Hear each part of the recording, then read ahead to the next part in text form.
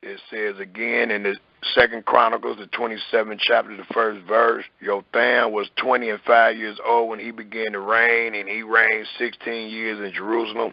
His mother's name was Jerusha, the daughter of Zadok, the priest, and he did that which was right in the sight of Yahweh according to all that his father Uriah did. Howbeit he entered not into the temple of Yahweh, and the people did yet corruptly. So it says, howbeit he entered not into the temple of Yahweh, and the people did yet corruptly. And he built the high gates of the house of Yahweh, and on the walls of Ophir he built much. And then it tells us in the 6th verse, so Jotham became mighty because he prepared his ways before Yahweh his Elohim. Now the rest of the acts of Jotham and all his ways and all his wars and his ways, lo, they are written in the book of the kings of Israel and Yehuda. And he was 25 years old when he began to reign, and reigned 16 years in Jerusalem. Jotham slept with his fathers, and they buried him in the city of David, and Ahaz his son reigned in his stead. The 28th verse, the 28th chapter, 1st verse, Ahaz was 20 years old when he began to reign, and he reigned 16 years in Jerusalem, but he did that which was right in the sight of Yahweh like David his father. For he walked in the ways of the kings of Israel, and made also molten images. So I read that wrong. It says, but he did not that which was right in the sight of Yahweh like David his father. For he walked in the ways of the kings of Israel, and made also molten images for Balaam. Moreover, he burnt incense in the valley of the sons of Hammon, and burnt his children in the fire after the abominations of the heathen whom Yahweh had cast out before the children of Israel.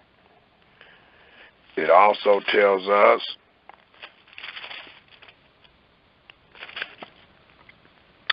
in the 29th chapter, the 1st verse, Hezekiah began to reign when he was 25 years old, and he reigned 29 years in Jerusalem. His mother's name was Abiah, and the daughter of Zechariah, and he did that which was right in the sight of Yahweh, according to all that David his father had done.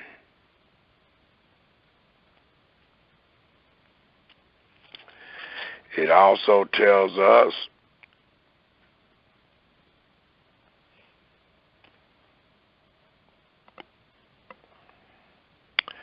in the 31st chapter of Chronicles, it reads in the 31st chapter, the 1st verse. Please read all these chapters that we skipping over due to time. It says,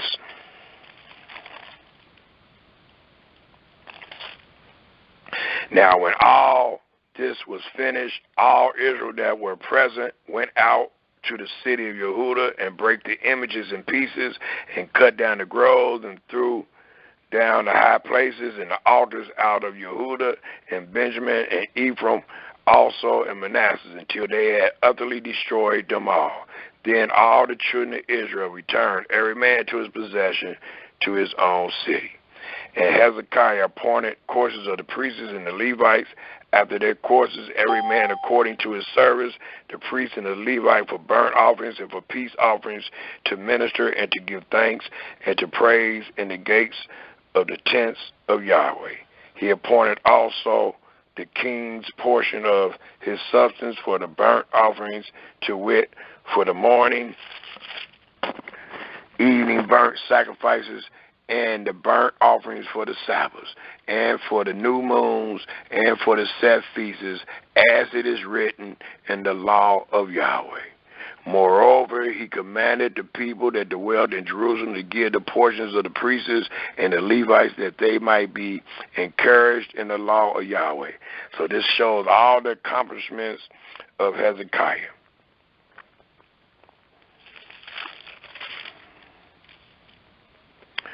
Then it tells us in the 32nd chapter of Hezekiah,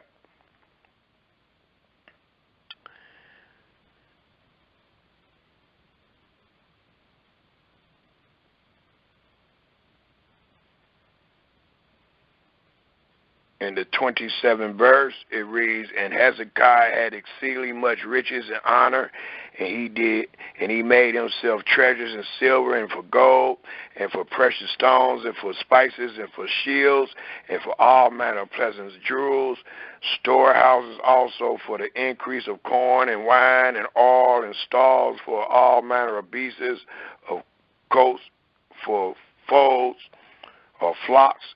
Moreover, he provided him cities and possessions of flock and herds in abundance, for Elohim had given him substance very much.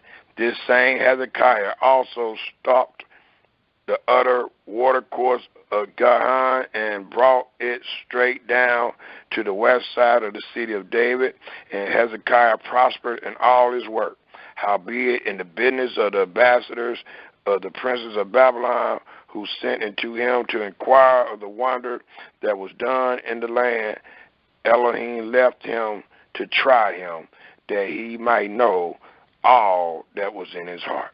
Now the rest of the acts of Hezekiah and his goodness, behold, they are written in the vision of Isaiah the prophet, the son of Amos, and in the book of the king of Yehuda in Israel. And Hezekiah slept with his father, and they buried him in the chiefest of the sepulchres of the sons of David. And all Yehuda and the inhabitants of Jerusalem did him honor at his death. And Manasseh, his son, reigned in his stead.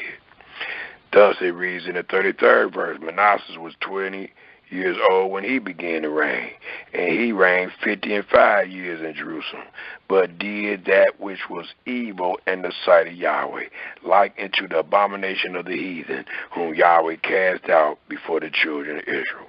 For he built again the high places which Hezekiah his father had broken down, and he reared up altars for Balaam, and made groves, and worshipped all the hosts of heaven, and served them. Also he built altars in the house of Yahweh, whereof Yahweh has said, in Jerusalem shall my name be forever. And he built altars for all the hosts of heaven in the two courts of the house of Yahweh. So it allowed us to know that he wasn't obedient. Thus it tells us in the 17th verse, nevertheless the people did sacrifice still in the high places, yet unto Yahweh their Elohim only. Now the rest of the acts of Manasseh and his prayers and to his Elohim and the words of the seer that speak to him in the name of Yahweh, Elohim of Israel. Behold, they are written in the book of the kings of Israel. His prayer also, and how Elohim was entreated of him, and all his sins and his trespass, in the places wherein he built high places, and set up groves and graven images before he was humbled. Behold, they are written among the sayings of the seers. So Manasseh slept with his fathers, and they buried him in his own house, and Ammon his son reigned in his stead. Ammon was 22 years old when he began to reign, and he reigned 2 years in Jerusalem. But he did that which was evil in the sight of Yahweh, as did Manasseh his father. And Ammon sacrificed unto all the carved images which Manasseh his father had made, and served them, and humbled not himself before Yahweh, as Manasseh his father had humbled himself, but Ammon trespassed more and more. Then it tells us in the 25th verse, but the people of the land slew all them that had conspired against King Ammon, and the people of the land made Josiah, his son, king in his stead. It tells us in the 34th chapter, first verse, Josiah was 8 years old when he began to reign, and he reigned in Jerusalem 31 years. And he did that which was right in the sight of Yahweh, and walked in the ways of David his father, and declined neither to the right hand nor to the left. And here is another man, the third man that is mentioned, that walked in the ways of David his father. And we know that Josiah's father name was Ammon, not David.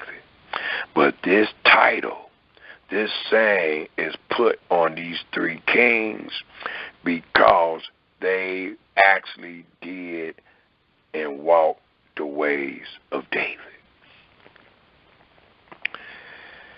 And saying that, I would like to also give one more example and then show what happened or what was prophesied for all that these kings have done for not walking in the ways of David.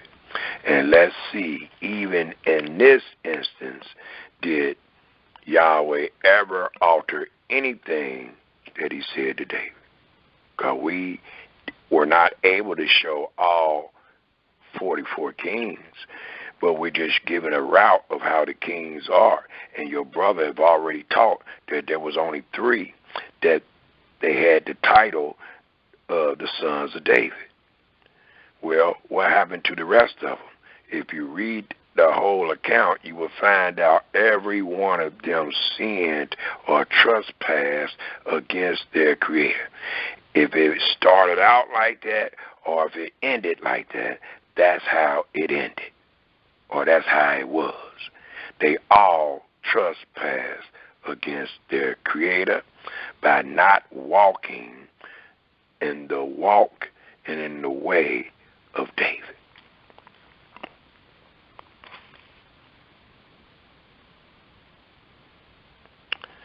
I wanted to give one more little example dealing with our kings. And that example that I will use is found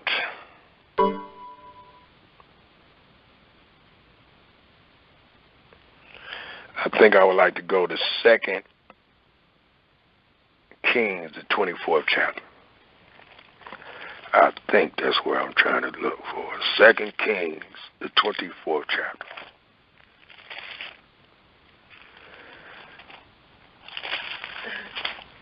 To put a little more light on what this presentation is representing and how it relates to the Davidic Covenant, and to prove without a shadow of a doubt that Yahweh have not altered anything that he had promised David, no matter how the kings in the kingdom history winded out or winded up.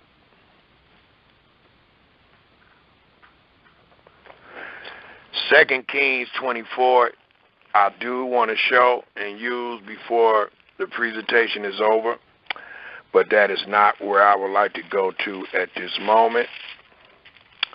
I am looking for a particular place. I'll speak it out once I find it.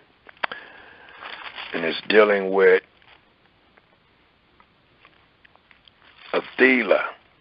It's dealing with Athila, the queen. And we're going to find out a lot of information dealing with this Athila, the queen. So let me find it right quick. And I'll have everyone turn there and we read together. I said in the Kings, it should be 1 second.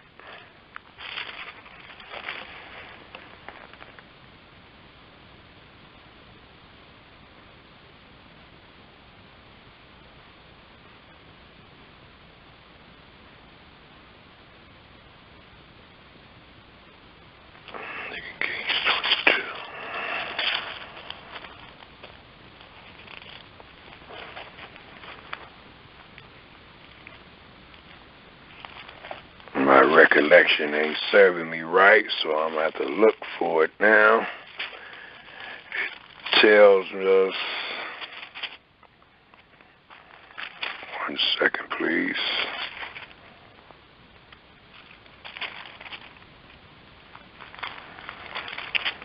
And I can kind of expound on it as I look for it. I'm looking for where Athela, the queen, tried to alter the promise that was made to King David. And how could she possibly alter the promise that was made to King David? She thought that she could kill all the royal seed, or the seed royal, and establish one of her sons to be king over Israel. But Yahweh's mercy endures forever, and his word is forever, and the Almighty is the one that controls the history of our people. It tells us in 2 Kings, the 11th chapter, if we all turn there, please.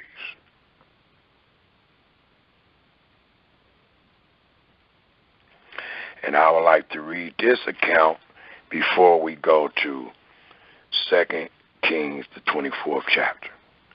And it reads in this account, 2 Kings, the 11th chapter, and it reads, "And when Athela, the mother of Azaniah, saw that her son was dead, because Jotham or Yahu and them was sent to kill the Baal worshipers and all them." So here in the 11th chapter, it reads in the first verse, "When Athela, the mother of Azaniah, saw that her son was dead," for her son was the king, "she rose and destroyed all the seed royal." The seed royal means seed of the kingdom. The kingdom belongs into David, so it will represent the seeds of David is what she actually tried to kill. And why?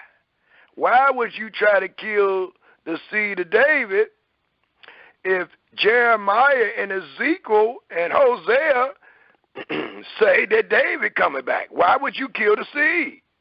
If the seed is not the promise, why are you killing the seed? And the answer is because the seed is the promise to David. Thus it reads again in the first verse.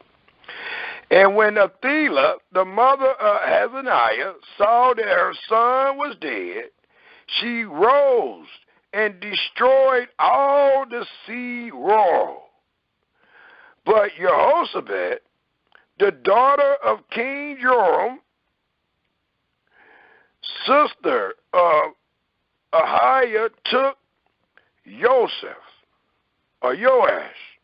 the son of Azaniah, and stole him from among the king's sons, which were slain.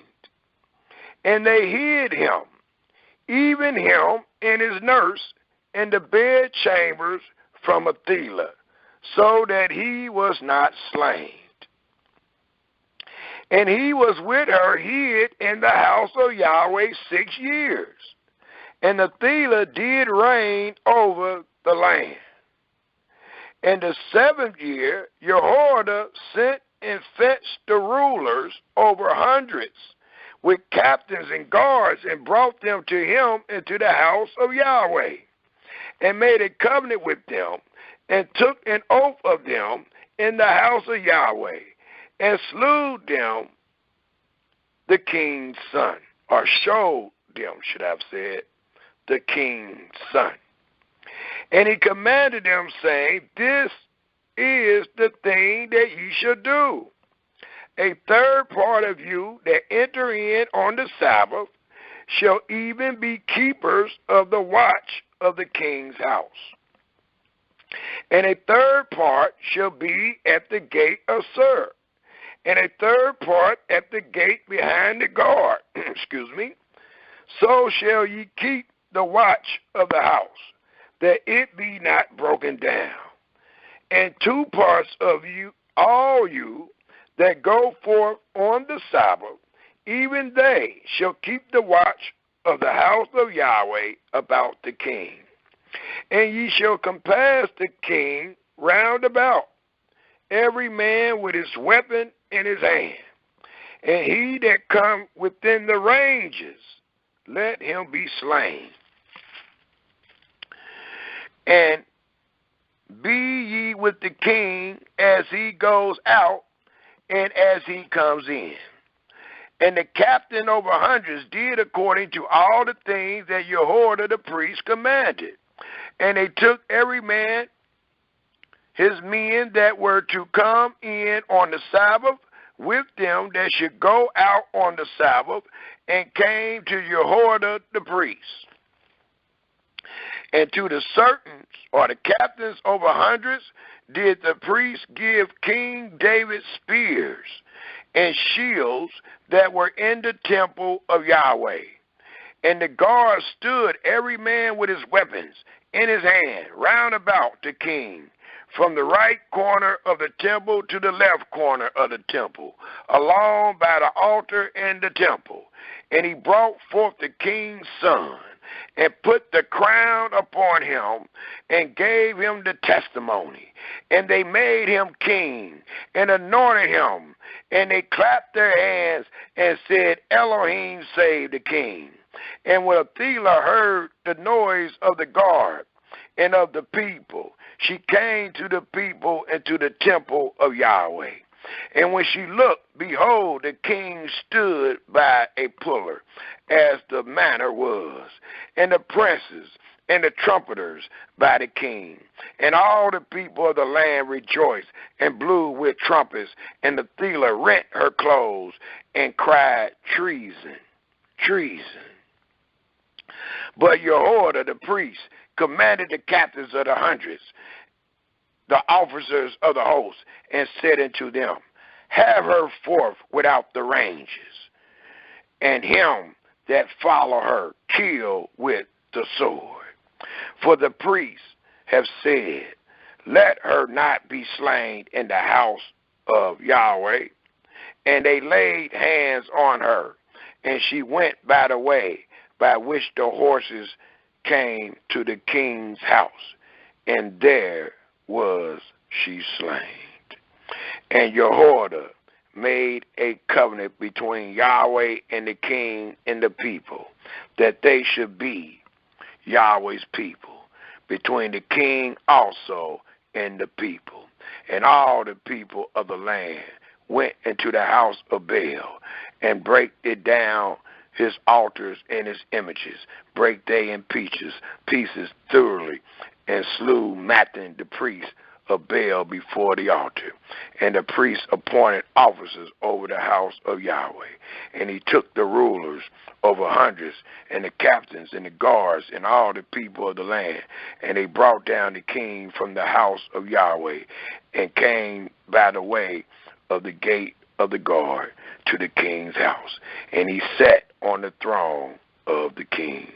And all the people of the land rejoiced, and the city was in quiet. And they slew Athaliah with the sword beside the king's house. 7 years old was Joash when he began to reign.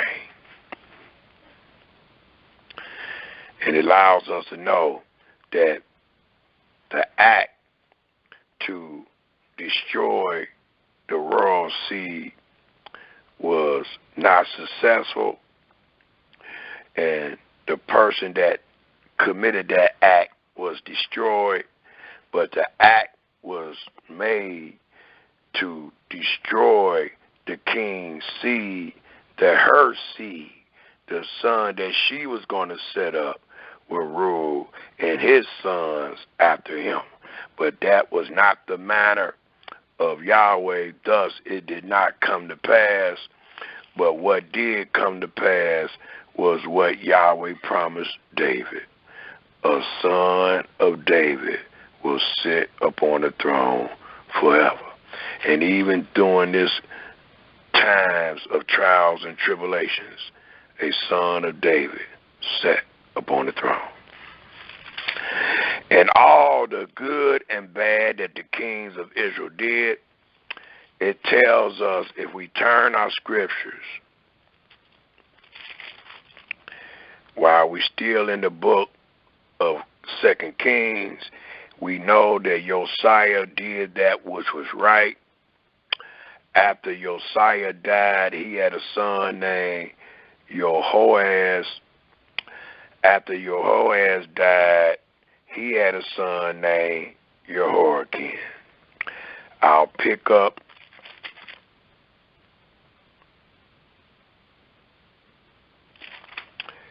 in the 35th verse of the 23rd chapter of 2 Kings.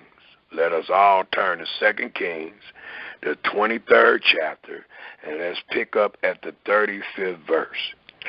And it reads, Jehoiakim gave the silver and the gold to Pharaoh, but he taxed the land to give the money according to the commandment of Pharaoh. He exacted the silver and the gold of the people of the land, and every one according to his taxation, to give it unto Pharaoh Necho. Jehoiakim was 25 years old when he began to reign, and he reigned 11 years in Jerusalem, and his mother's name was Zebudah, and daughter of Peniah of Ramoth. And he did that which was evil in the sight of Yahweh, according to all that his fathers have done. In his days, Nebuchadnezzar, king of Babylon, came up, and Jehoiakim became his servant 3 years when he turned and rebelled against him. And Yahweh sent against him bands of the Chaldees, and bands of the Syrians, and bands of the Moabites, and bands of the children of Ammon, and sent them against Yehudah to destroy it, according to the word of Yahweh, which he spake by his servants the prophets. Surely at the commandment of Yahweh came this upon Yehudah, to remove them out of his sight for the sin of Manasseh, according to all that he did, and also for the innocent blood that he shed, for he filled Jerusalem with innocent blood, which Yahweh would not pardon. Now the rest of the acts of Jehoiakim and all that he did, are they not written in the book of the Chronicles of the kings of Yehudah? So Jehoiakim slept with his fathers, and Jehoiakim, his son, reigned in his stead. And the king of Egypt came not any more out of his land, for the king of Babylon had taken from the river of Egypt into the river of Euphrates all that pertained to the king of Egypt. Jehoiakim was 18 years old when he began to reign, and he reigned in Jerusalem 3 months. Note how short the reigns are getting also, from 40 years to 15 years to 3 years. It says now 3 months. And his mother name was Nahashta, the daughter of Elnathan of Jerusalem. And he did that which was evil in the sight of Yahweh, according to all that his father had done. At that time, the servant of Nebuchadnezzar, king of Babylon, came up against Jerusalem, and the city was besieged. And Nebuchadnezzar, the king of Babylon, came against the city, and his servants did besiege it. And Jehoiakim, the king of Yehudah, went out to the king of Babylon, he and his mother, and his servants, and his prince, and his officers. And the king of Babylon took him in the 18th year of his reign. And he carried out thence all the treasures of the house of Yahweh, the treasures of the king's house, and cut in pieces all the vessels of gold which Solomon king of Israel had made in the temple of Yahweh, as Yahweh had said. And he carried away all Jerusalem, and all the princesses, and all the mighty men of valor, even 10,000 captives, and all the craftsmen and smiths. None remained save the poorest sort of the people of the land. And he carried away Jehoiakim to Babylon, and the king's mother, and the king's wives, and his officers, and the mighty of the land. Those carried he into captivity from Jerusalem to Babylon. And all the men of might, even 7,000, and craftsmen and smiths 1,000, all that were strong and apt for war, even them the king of Babylon brought captives to Babylon. And the king of Babylon made Mattaniah, his father, brother, king in his stead, and changed his name to Zedekiah. Zedekiah was 21 years old when he began to reign, and he reigned 11 years in Jerusalem. And his mother's name was Hamudel, the daughter of Jeremiah of Libnah. And he did that which was evil in the sight of Yahweh, according to all that Jehoiakim had done. For though the anger of Yahweh, for through the anger of Yahweh it came to pass in Jerusalem and Yehudah, till he had cast them out from his presence, that Zedekiah rebelled against the king of Babylon. Thus Jerusalem failed. It tells us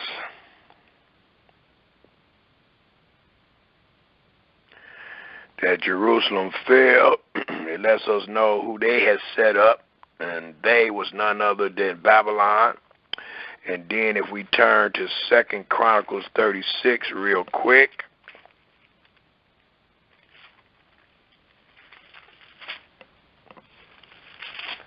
2 Chronicles 36, it pick up on where we just left off. It speaks about Joahaz. It speaks about Jehoiakim. It speaks about Jehoiakim is taken to Babylon. And it speak about Mattaniah, which they changed his name to Zedekiah, who was set up by the Babylonians. And then it tells us in the 36th chapter,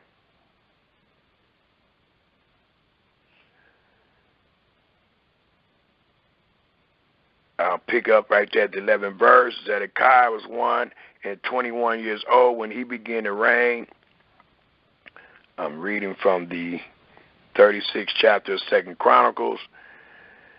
Reigned 11 years in Jerusalem. He did that which was evil in the sight of Yahweh his Elohim, humbled not himself before Jeremiah the prophet, speaking from the mouth of Yahweh. He also rebelled against the king Nebuchadnezzar, who had made him swear by Elohim, but he stiffened his neck and hardened his heart from turning into Yahweh Elohim of Israel.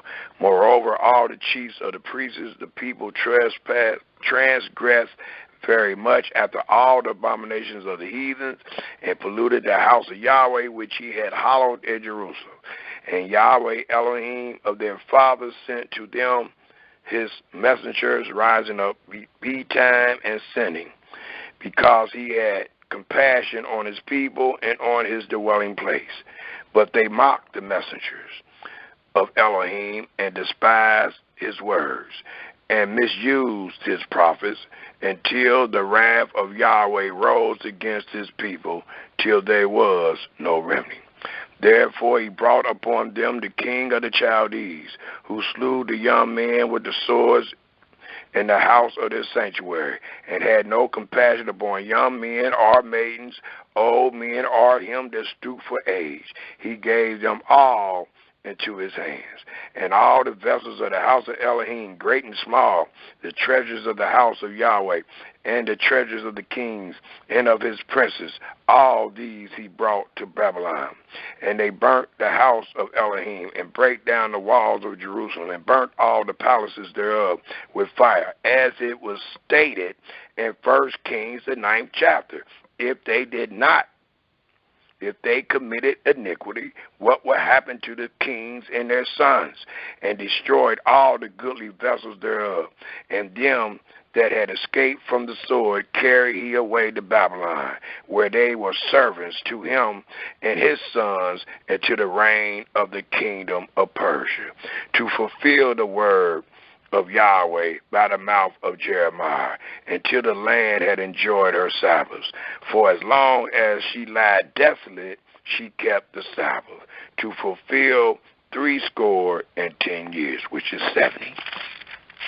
It says, now in the first year of Cyrus, king of Persia, that the word of Yahweh spoken by the mouth of Jeremiah might be accomplished.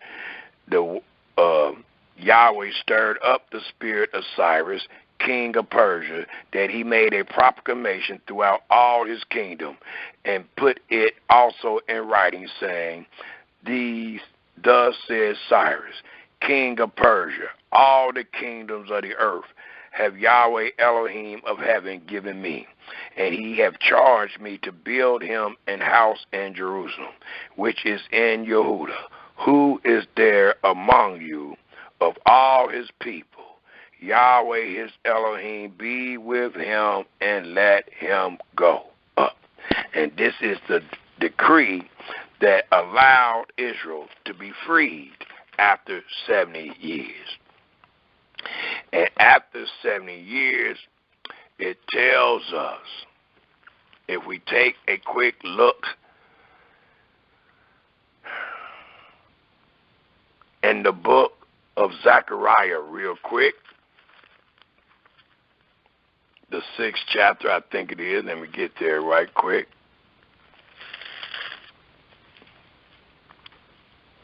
Yes, in the 6th chapter of Zechariah.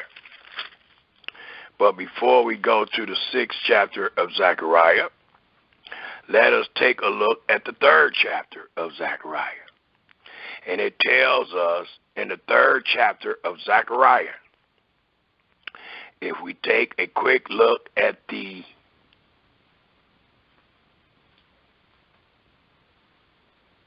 8th verse, Zechariah, the 3rd chapter, the 8th verse says, hear now, O Joshua, the high priest, thy and thy fellows that sit before thee, for they are men wondered at. For behold, I will bring forth my servant the branch. For behold, the stone that I have laid before Joshua, upon one stone shall be 7 eyes.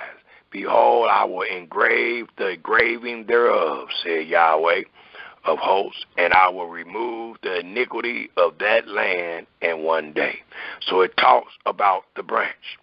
In the 4th chapter of Zechariah, in the 6th verse, it reads, then he answered and spake unto me, and saying, this is the word of Yahweh unto Zerubbabel, saying, not by might, nor by power, but by my spirit, said Yahweh of hosts. Who art thou, O great mountain? Before Zerubbabel thou shalt become a plain, and he shall bring forth the headstone thereof with shouting, crying, grace, grace into it. Moreover, the word of Yahweh came unto me, saying, the hands of Zerubbabel have laid the foundation of this house. His hands shall also finish it, and thou shalt know that Yahweh of hosts has sent me into you. For who have desired the day of small things? For they shall rejoice and shall see plummet in the hand of Zerubbabel. With those 7, they are the eyes of Yahweh, which run to and fro through the whole earth. It also tells us in this same chapter, and it gives us a note of who this is and what it represents. The 13th verse says, and he answered me and said, know thou not what these be? And I said, no, my master. Then said he, these are the two anointed ones that stand by the master of the whole earth. And those two people was none other than Joshua, that was cleaned in the 3rd chapter, and Zerubbabel. And I just wanted to show these things because we just left 2 Chronicles 36, and there was a decree made that Israel was to be released out of Babylon after 70 years. And your brother is using this to show that after those 70 years, it tells us that a seed of David came out of captivity and sat upon the throne of David. And his name was none other than Zerubbabel. And we can find this truth real quick if we turn our scriptures to the book of Haggai. Haggai is one chapter before Zechariah. We were just at Zechariah, go back one book, and you will see Haggai. Well, in the book of Haggai, in the 2nd chapter,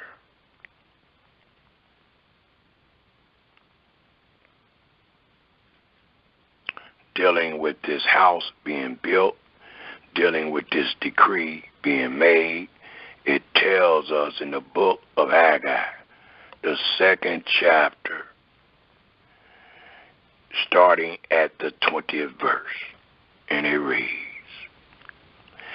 and again the word of Yahweh came into Haggai in the 24th day of the month, saying, speak to Zerubbabel, governor of Yehuda, saying, I will shake the heavens and the earth, and I will overthrow the throne of kingdoms, and I will destroy the strength of the kingdoms of the heathens, and I will overthrow the chariots and those that ride in them, and the horses and their riders shall come down every one by the sword of his brother. And that day, said Yahweh of hosts, will I take thee, O Zerubbabel, my servant, the son of Shealtiel, said Yahweh, and will make thee as the signet, for I have chosen thee, said Yahweh. And this signet represent none other than the Davidic Covenant, and it represent none other than a Mashiach, not a Messiah, but a Mashiach, anointed one, coming out of the kingly line of David. And we can continue to prove that if we turn our scriptures to the book of Ezra. The book of Ezra.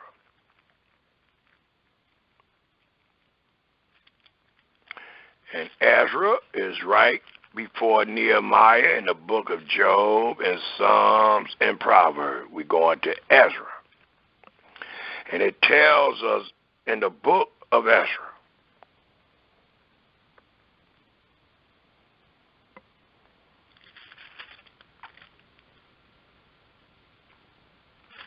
and I would just like to read the first 4 verses of the 1st chapter of Ezra. The first 4 verses of the 1st chapter of Ezra, it tells us, now in the 1st year of Cyrus, king of Persia, that the word of Yahweh by the mouth of Jeremiah might be fulfilled. Yahweh stirred up the spirit of Cyrus, king of Persia, that he made a proclamation throughout all his kingdom, and put it also in writing, saying, thus says Cyrus, king of Persia, Yahweh Elohim of heaven, have given me all the kingdoms of the earth, and he have charged me to build him an house at Jerusalem, which is in Yehuda, Who is there among you of all his people? His Elohim be with him, and let him go up to Jerusalem, which is in Yehuda, and build the house of Yahweh, Elohim of Israel. He is the Elohim which is in Jerusalem. And moreover, remain in any place where he sojourn. Let the men of his place help him with silver, and with gold, and with goods, and with beasts, besides the freewill offering for the house of Elohim that is in Jerusalem. Then rose up the chief of the fathers of Yehuda and Benjamin, and the priests and the Levites, with all them who spirit Elohim had raised, to go up to build the house of Yahweh, which is in Jerusalem. So it allows us to know that Cyrus had made the decree, and our people is aware of the decree. And then it tells us in this first chapter, the 8th verse, it says, even those did Cyrus, king of Persia, bring forth by the hand of Medarda, the treasurer, and numbered them into Shabazar, the prince of Yehuda. And this is the number of them, 30 changers of gold, and 1,000 chargers of silver, 9 and 20 knives. So it just lets you know what all they was given.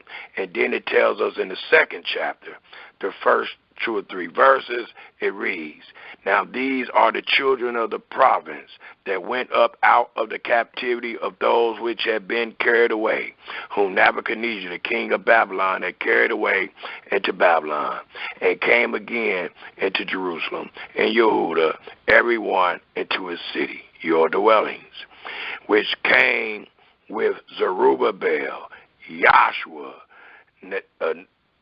Naniah, Shaniah, Realiah, Mordecai. Is letting you know all the people that came up. But the 2 people I need you to focus on is the king and the priest. And the king of the priest of those days was none other than Zerubbabel and Joshua.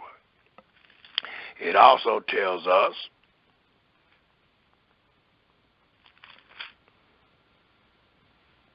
in the 3rd chapter, the first 2 verses, and it reads, and when the 7th month was come, and the children of Israel were in the cities, the people gathered themselves together as one man to Jerusalem. Then stood up Joshua, the priest, the son of Zadok, and his brethren, the priests, and Zerubbabel, the son of Shealtiel, and his brethren, and built the altar of the Elohim of Israel to offer burnt offerings thereon, as is written in the law of Moses, the man of Elohim. So there it also allows us to know Zerubbabel was the man.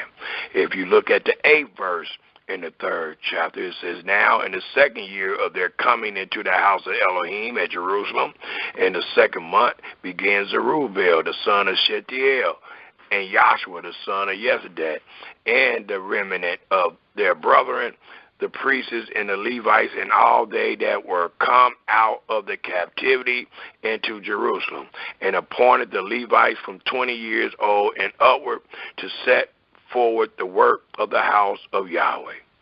Then stood Joshua with his sons and his brethren, Kitmuel and the sons of Yehuda, together to set forward the workmen in the house of Elohim, the sons of Henadad and their sons and their brethren, the Levites. So it allows us to know that the Levites are set up in their work by way of the king, which was none other than Zerubbabel. And also in the 4th chapter, the 2nd verse, it says, then came they. Let's start at the 1st. Now, when the adversaries of Yehuda and Benjamin heard that the children of the captivity built the temple into Yahweh Elohim of Israel, then they came to Zerubbabel and to the chief of the fathers, and said unto them, let us build with you, for we seek your Elohim as you do. But the point I want you to see, let me continue to read. It says, and we do sacrifice unto him since the day of Esar-Haddon, king of Asher,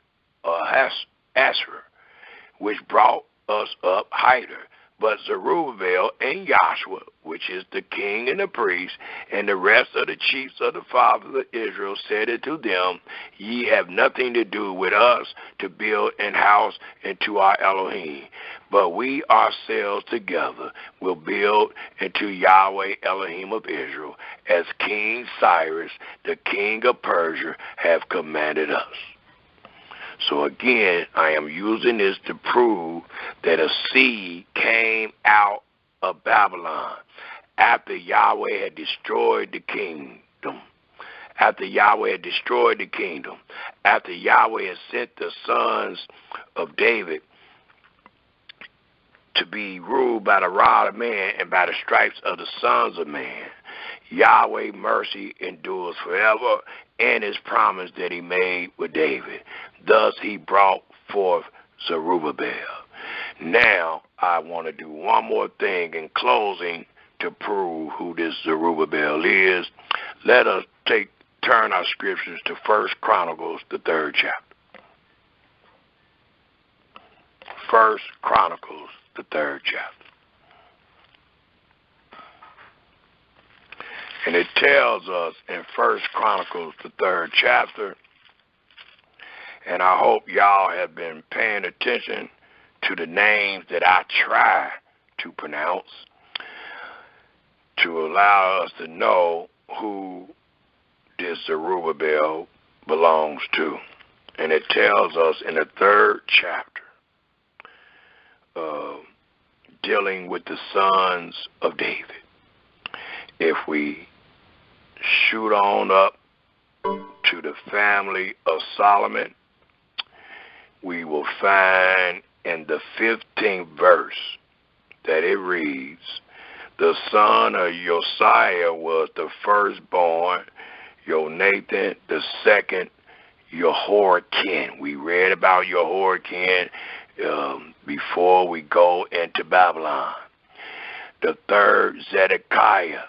Zedekiah represented his uncle, whose name was once named Mattaniah, but it's Zedekiah, his son.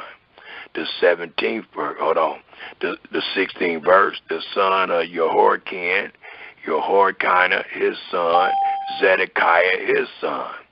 These are all children of David.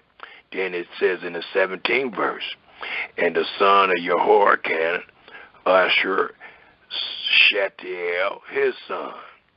Then it says Mecharim also, and Pedadiah, and Shenizer, Jechanah, Hosama, and Nadiah. And then in the 19th verse, for it allows us to know this is the lineage.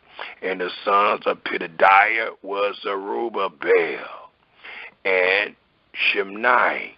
And the sons of Zerubbabel was Meshullam and Hananiah and Shalomith, their sister. So here is the proof that Zerubbabel come out of the lineage of David. So when the captivity was over, the Almighty promise was consistent, and he brought forth a seed of David to sit on the throne. The two families he brought forth that make up the nation, and those two families, or the two men that represented those two families, were called Joshua of the priests of the house of the priests, and Zerubbabel of the house of the kings. And due to time restraint, it is 8:45. I'm going to go ahead and end on this note. We will open up for comments and questions, and maybe I can jump on a couple things that I might have left out due to your comment or your question. So we will go ahead and end the presentation today. That was called the Davidic Covenant, showing the route of the kings in their kingdoms, establishing without a fact that Yahweh have not altered anything that he promised David. Thus, even after the children of Israel came out of Babylon, after the house and the kingdom was destroyed and their kings tarred and feathered, Yahweh brought forth a seed of David that sat upon the throne and built the house of Yahweh. Is there any comments or questions dealing with the Davidic Covenant Part 2?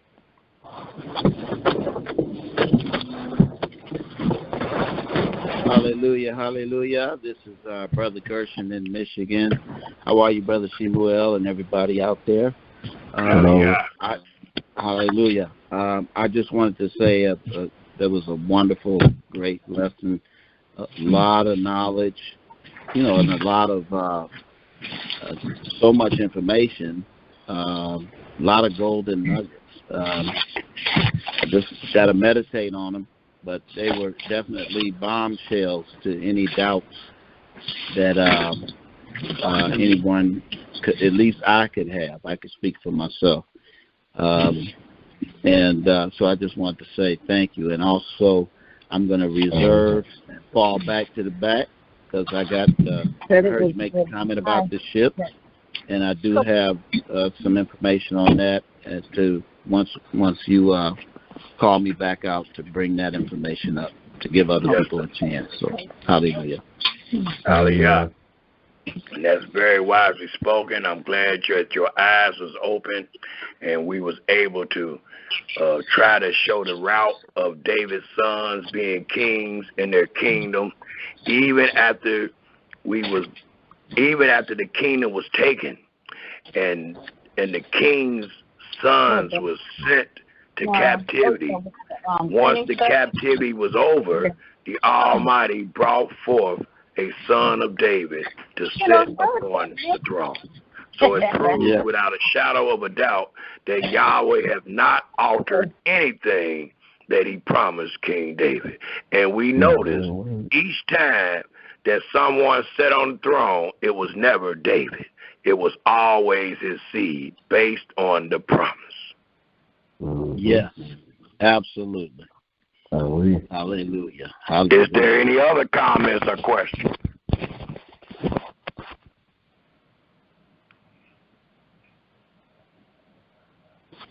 Shalom, family. Sorry about that. I thought my son wanted a hug.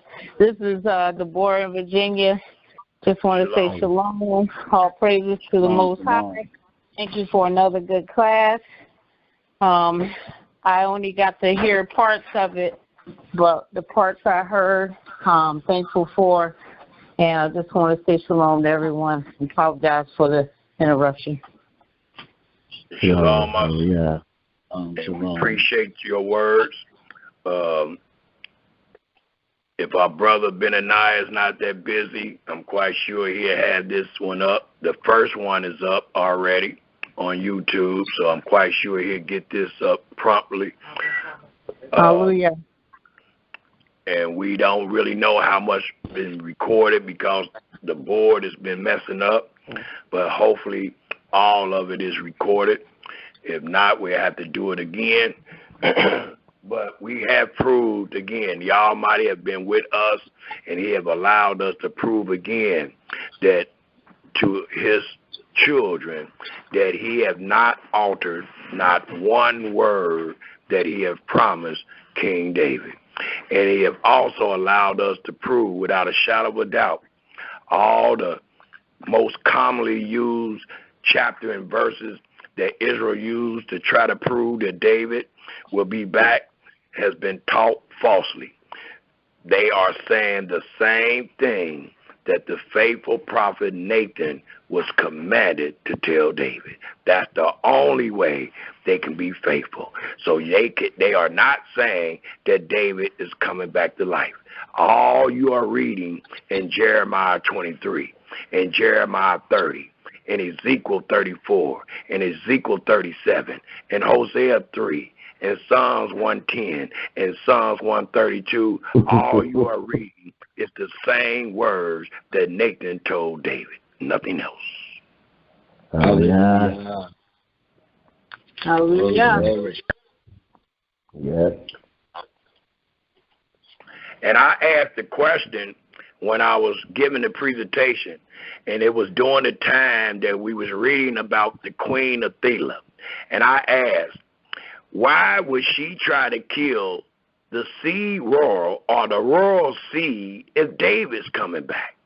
If it is not meant for David's sons to sit on the throne, why is this woman committing murder? Why is she trying to kill not one son? Why is she killing all the sons? They had to hide one of the sons. Now, why is this lady going around killing all the sons? Is David coming back? It's a great question. Because she knew he wasn't coming back. She knew that his son supposed to sit on the throne, so I'm going to kill his sons. Exactly. They hid one of the sons, and what happened? The son of David sat on the throne, being 7 years old. Yep. Just like to make Yahweh's word faithful. Hallelujah. Just like that arrow. Is there any other comments or questions? Go ahead, brother. Oh, shalom, this brother Yamin from Cincinnati, Ohio. It's not the same situation, but it's kind of sort of the same situation when in the book of Isaiah, the 7th chapter, when the two kings was trying to replace Ahaz and put their own king in Yehuda, and Almighty wouldn't let it happen. They was trying to, it was according to the covenant.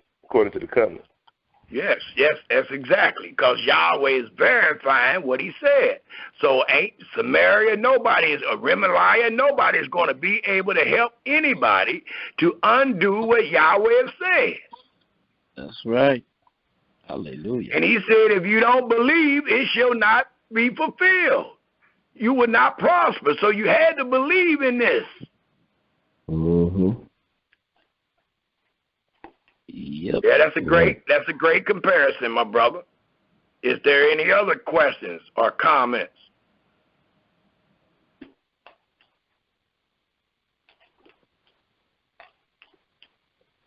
And I like to also bring this to the listening audience attention.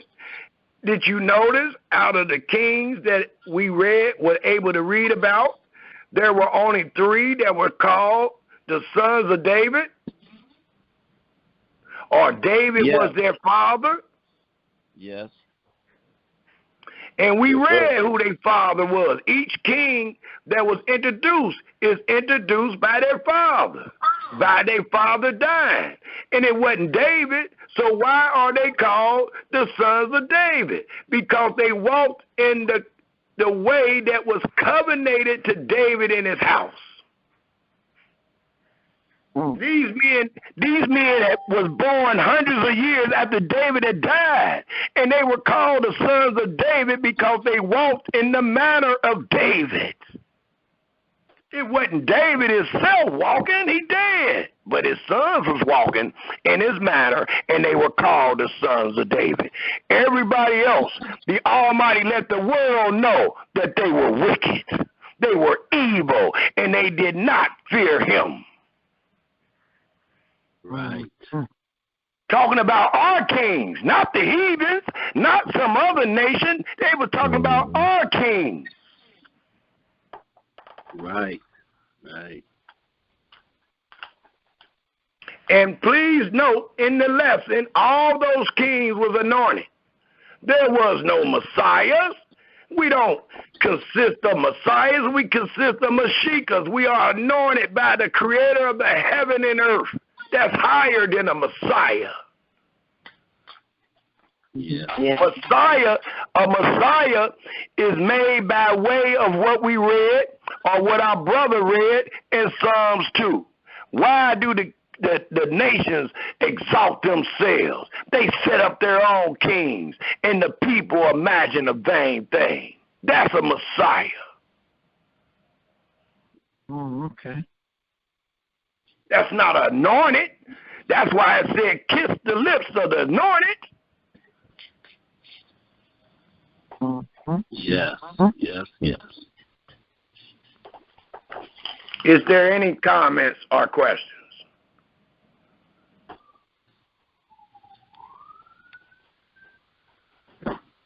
If there isn't any comments or questions at this time, I would like to allow our brother Gershon bring forth his research dealing with the ships. Last week or week before last, it was brought up according to Deuteronomy, the 28th chapter, the 68th verse about ships. And unfortunately, many people that read the Bible think when they read Deuteronomy, the 28th chapter, the 68th verse, it denotes the Atlantic slave trade. And the reason why many of our people believe in that is because that's what their leader have taught. Oh, yeah, right. And it allows us to know that they didn't do diligent search in the book, because if they did, they would find out that we knew about ships way before the Atlantic slave trade. Right. So we had our brother Gershon do some research on the word ship and its content dealing with our Holy Scripture. Is you ready to give the information you got, my brother? Yeah, I can go ahead and go with it. Okay, good. And thank you, brother. I just want to say, just pre-qualify myself with a handicap. So due to my, which is not a problem, it didn't stop me, but I can't be as thorough as I want to because I don't have that kind of energy. But the information is amazing. But what I did was I cross-referenced, just to give everybody an idea, I just cross-referenced the words ships, plural, and then the word ship, singular. And when I to those that doubt that there were ships in the scriptures back in those days, they had ships. There's plenty of references to ships. Matter of fact, the word ship comes up so many times. They're all over the place. Many countries had them. You know, Egypt had them. King Solomon had them. Yeah. You know, you'll find them everywhere. Now, because of the particular interest, and I'm going to name the ones in particular that I think are most common to be found, but there's a whole got an echo. Mills, we got an echo in here. Either too close to the speaker or somebody got two phones going at the same time. Close. Okay, is that better? Mm-hmm. Yeah, I don't hear no echo. Oh, okay. Let me check this. Let's see if we can keep it going. Anyway, I keep trying to count the number of ships, the number of times and verses, chapters. Actually, not verses, but the number of the books that come up with the word ship, and it was way too many for me to even count. I keep getting lost. That's because I have aphasia. So by my eyes vibrating, I lose my place. But it was a lot of them. And then, but I do want to go. I definitely got a list. If anybody wants to, read up on them, they can. I can definitely somehow get that up to you. It's a big list.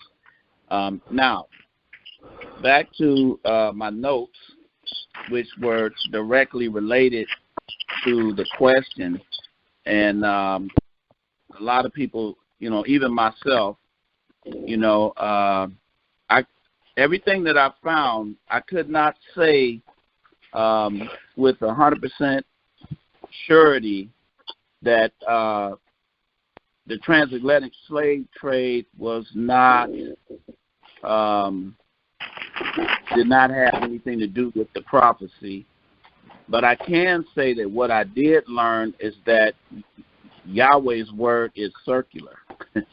It goes round and around and around because it's based on if and when and if you do it or if you don't, fall in the line. So his word is going to always come true like that arrow.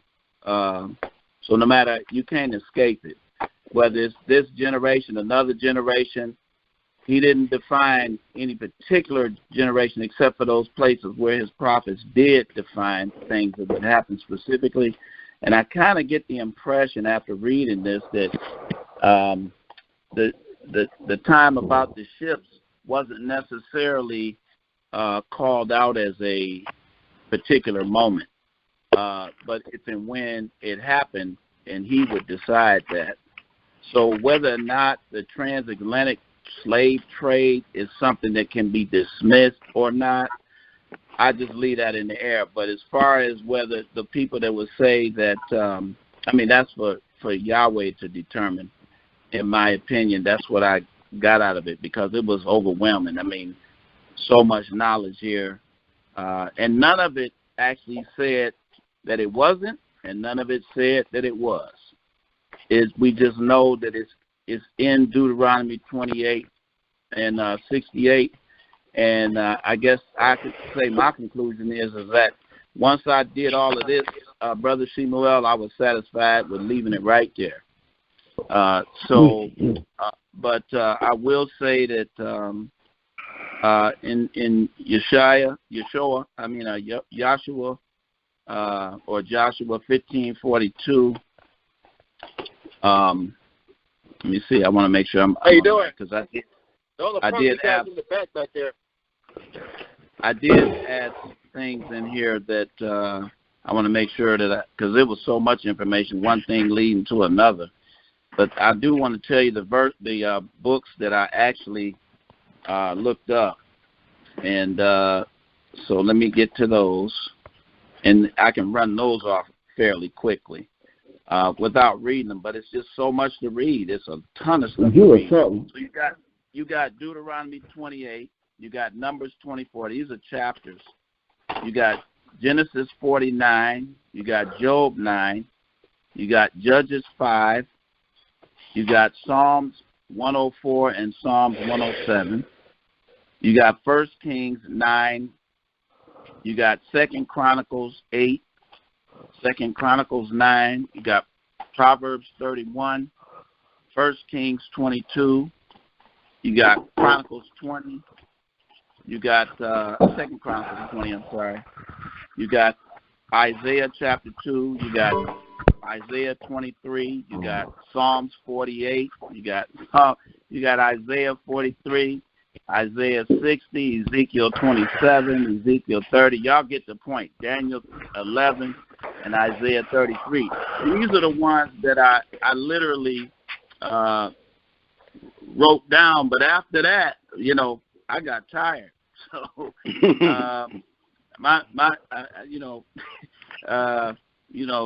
that's the real deal on that. But now let me just give y'all an example of the stuff that I did pull up in reference to Deuteronomy 28, because what it says is, and I'll read it right quick. Deuteronomy 28, verse 68. And Yahweh shall bring you into Egypt again with ships, by the way whereof I spake unto you. You shall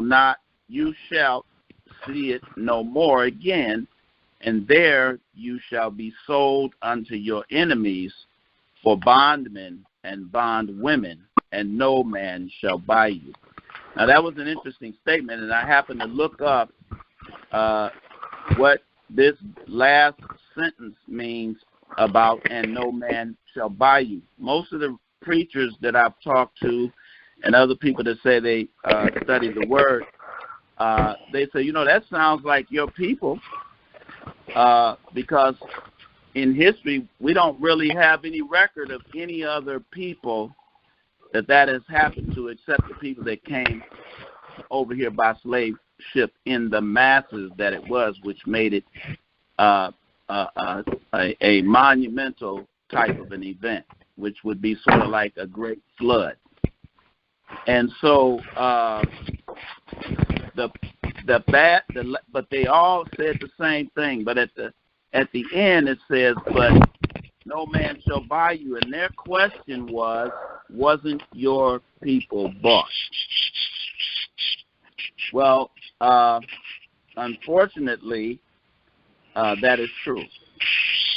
And there are many that are quick to write us off as having been those people, however. But for the life of me, I cannot find this for right now, but I will tell you, Yahweh is my witness. He showed me what he meant by, and no man shall buy you. And it was by his word, not by a dream or anything like that. But in his word, he does tell you what he means by what I mean when I say no man shall buy you. He says, no man shall save you but me. I am your Savior. Well, that was a deep thing. That was a deep statement. So let me interject this. That way the people will know what we actually talking about. Dealing with that last sentence, and he said, it says no man shall redeem. What it says, no man shall what? Buy you? It says no man shall buy you in my book. Well, what that means is no man shall redeem you. See, we got a law. When our brothers and sisters find themselves in captivity, we can redeem them out of their captivity, paying the master whatever they owed or whatever. The Almighty said, dealing with this particular captivity, that the recipients of Deuteronomy 28, they will not have a man to buy them, meaning they will not have a man to redeem them. And he is telling them that because before the curse, you had a man to buy you out of these things. Right. You had brothers and sisters. We got a law telling us how we can redeem our brother and sister out of a captivity or a servitude. So that's what it's saying. In this particular captivity, no man will be able to buy you, redeem you out of this captivity. When we came to America by way of the Atlantic slave trade, we were sold and bought, but nobody was redeemed. So what you're reading in 68 verse still was the same, even though we got a history here being sold and bought. Many of your today markets used to be the slave blocks for selling us. Many in your cities today, you got these, what they call it downtown, the market? What's the market? What's the market in Cincinnati, downtown? Friendly Market. All right, like Friendly Market. If you do the history on Friendly Market, you will find that was the slave block early in Ohio, in Cincinnati, Ohio, where they sold slaves. And it's like that in most cities. Your friendly market or your market of that city used to be the slave blocks. And there we were sold and bought. There, verse 68 was not fulfilled. No one was redeeming us, but we was bought every day. So it proves that the bought don't mean somebody buying you to be their slave. But the bought means that no one will be able to redeem you from this. Right. And we have not been redeemed. Right now today, we're still waiting on Yahweh to save us because we have not been redeemed. That's what it means, my brother.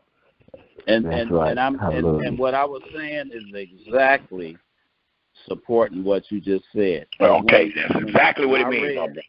That's exactly what it means. It means ain't nobody going to save you. Yeah, nobody will be able to redeem you out of it. And if you're using the word save, it's cool, but the word that really denotes the buy is redeem. Yeah, okay, to redeem you. and it did go on to say, except Yahweh. So Except Yahweh. Except Yahweh. See, that is where we are today. Actually, if you really look at it, that's what I got out of it. I mean, I looked this thing over, but I got a lot of I got the scriptures. Like we iron sharpening iron. So it made me happy though to get this assignment though, Brother Shemua. I thought it would, just to have you go in the book to do the search. I thought it would bring joy to your heart and give you knowledge of the holy. But let me say this. Let me say this about that. One of the reasons I wanted you to do that is to see how many times ships was mentioned, and you have seen that. But like I said, many people teach like ships was foreign to us, that ships wasn't really, to our knowledge, into the Atlantic slave trade. But that's not true. And I done taught many times, Israel, when you read the book of Deuteronomy, especially Deuteronomy 28, it speaks in the sense of a past tense, like something is speaking about something that has already passed, like it already gave you an idea of what the children of Israel will suffer. And in saying that, when you're dealing with Deuteronomy, and then I kind of did that when we were showing the kings. All the times that I was showing the kings, we were in the land. Even though they were sinning, we were in the land until we got to 2 Chronicles 36, and it said it was no remedy because the messengers that Yahweh was using, they misused them and killed them. So now there's no remedy. Now you're going in captivity. Solomon already told us what was going to happen, that Yahweh was going to destroy the house, destroy the land, and our butts was going to wind up in captivity. Well, we did. But guess what happened after that? The Almighty, after we did our time, showed us mercy and brought us out. But let's stop, because I teach time and place. So if the Almighty told Israel that in the wilderness, and then your brother just gave you a whole big history of the kings when they was living in the land, what would be the next captivity? When would that have happened?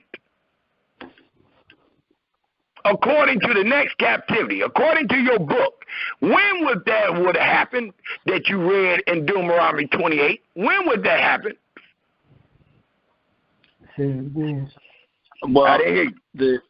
Well, the thing that I get, like I'm looking at in Psalms 107:23, it says, "They that go down to the sea in ships, that do business in great waters."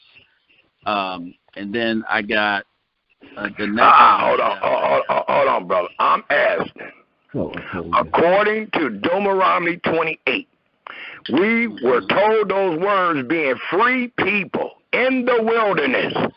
The Deuteronomy represent the 40th year of our wandering in the wilderness. So I'm asking, after the Almighty told those free people those words that you find in Deuteronomy 28, according to the history, according to the story of the Bible, when would these things would have happened? According to the story, when is the next captivity? I guess that's what I'm saying. When is the next captivity?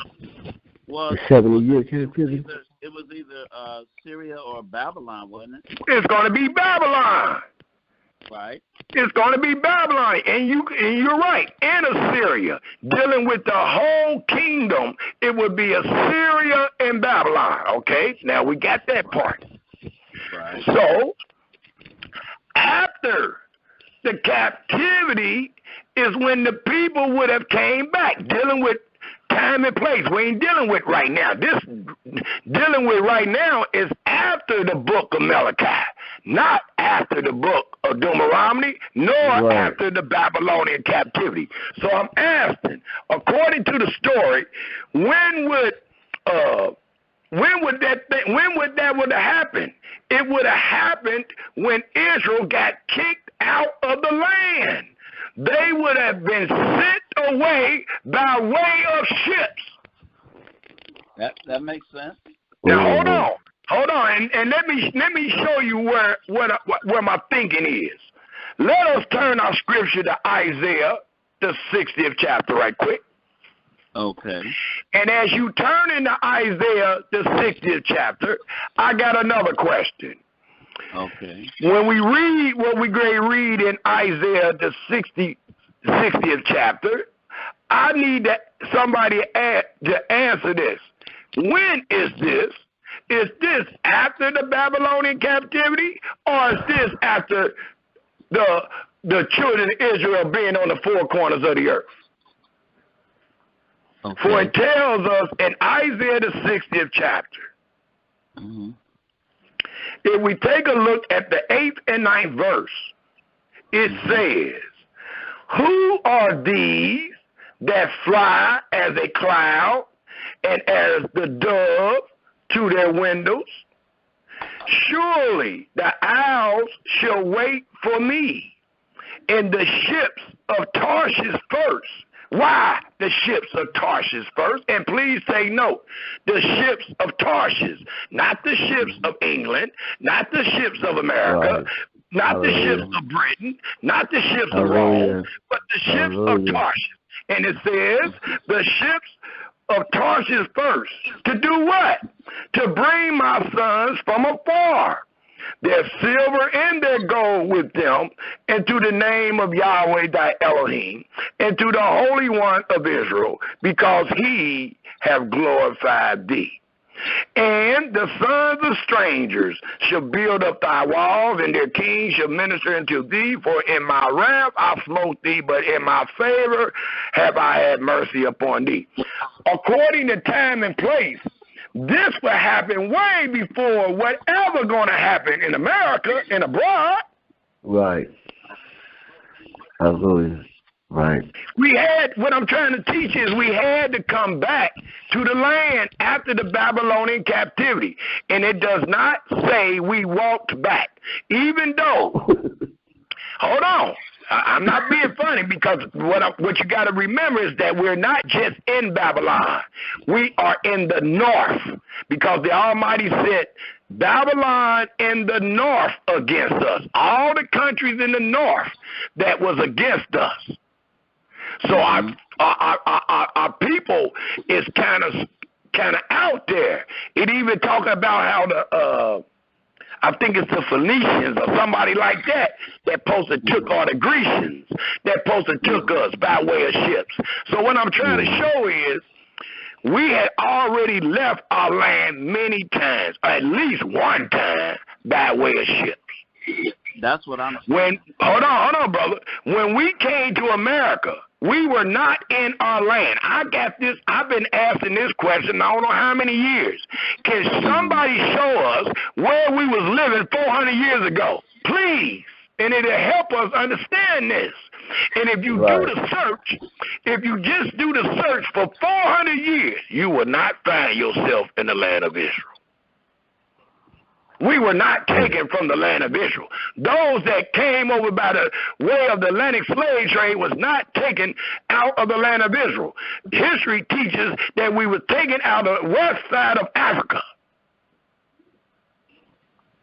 And many of the Israelites hurry up and say they ain't Africans, nor were they in Africa. But history teaches that we came out of the west coast of Africa. But may I interject? That is not the land of Israel. So my question is, to prove that you did not come to America by way of ships from the land of Israel, all you got to do is search back 400 years and show me where Israel was at. And I guarantee you cannot show me in the land of Israel. Right. Yeah. Oh. Agreed. Damn. Cannot do it. But here's the thing. With all the times that Israel, this would be my question, with all the times that Israel were in and out of, and not everybody returning, and then them multiplying, And then there's evidence through archaeology of Israel living all up and around the northern coast of Africa, all up in Europe, and in various places all around the world, really. Who's to say that they would still be in Israel after the destruction of Israel? And why would they feel safe to be there?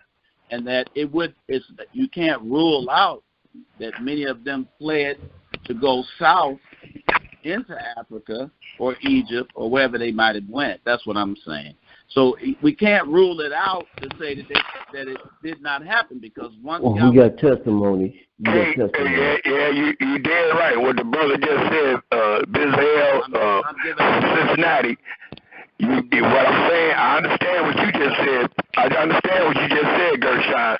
But we're not trying to rule nothing out. We're trying to bring forth the understanding that's written. See, that's all speculation. We ain't dealing with speculation. We're dealing with what's written. And according to what's written, we know that the people came back. And they came back to a land that was desolate. They came back to a land that was destroyed to build their houses in Yahweh's house. So we got testimony of that. So then, hold on. Then the last book, according to your scriptures, is the book of Malachi. The book of Malachi don't talk about us being scattered on the four corners of the earth. The book of Malachi don't talk about us going to Babylon, because that was after the Babylonian captivity.